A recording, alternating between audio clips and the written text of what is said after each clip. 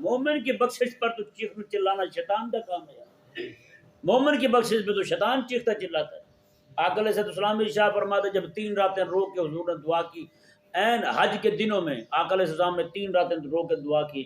ایک رات میں اللہ تعالیٰ نے امت کا ایک حصہ بخش دیا، دوسری رات میں پھر بخش دیا، تیسری رات میں پھر بخش دیا.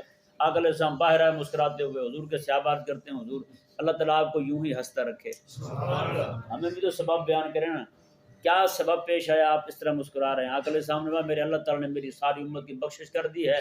تو شیطان یہ سن کے نا، شیطان کو یہ برداشت نہیں ہوا، سر میں مٹی ڈال رہا ہے، چیخ چلا رہا ہے، کہتا ہے اتنی میں نے محنت کی، ساری محنت رائے گاں گئی، مصطفیٰ کریم علیہ السلام نے میری ساری محنت برباد کر دی.